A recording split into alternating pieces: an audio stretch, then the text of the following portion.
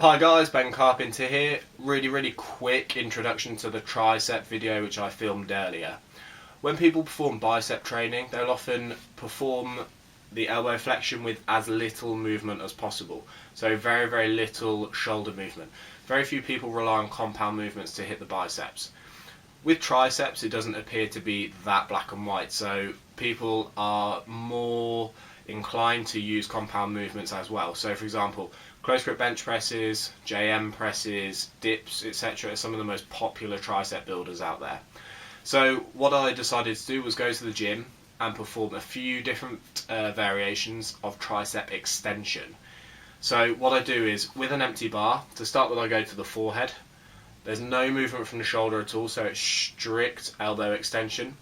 Then the bar comes down slightly, I'll go to nose, then to chin, then to a JM press, then to a close grip bench press. So they go in order from least shoulder involvement to most shoulder involvement by the end. This also means that mechanically they go from the weakest to the strongest. So in theory you could use the first exercise. When you fatigue and hit momentary concentric failure, you could continue by using one of the latter variations. So I hope you enjoy it. It should add some variety to your routine. If you've got any questions, please ask them on my Facebook page, which is Ben Carpenter Personal Training, or on my Twitter page, which is BDC Carpenter. Enjoy. Thank you. So I'm starting with a grip which is 4 to 6 inches apart. If I extend my thumbs, they will almost meet in the middle. Depending on your level of wrist flexibility, you may find this more or less uncomfortable. You can experiment with grip width to see what's comfortable.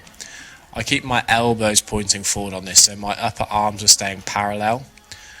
What you'll notice with a bar is, because your head gets in the way, your range of movement is slightly decreased than it would be if you're using a pair of dumbbells.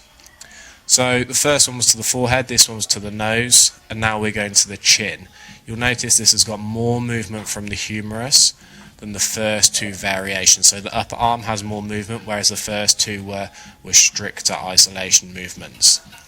What I'm going to do now is open up my grip slightly to biacromial grip, which essentially means that my arms are going to be parallel when they're fully extended. This JM press you're lowering towards your throat. Depending on the size of your upper arm, you may be able to go slightly deeper than I am now, but that will depend on arm girth and flexibility. And then the final one to finish off, which is one of the common ones, is a close grip bench press. Keeping your elbows tucked in, arms as close to parallel as possible, lowering it towards your sternum and pressing back up.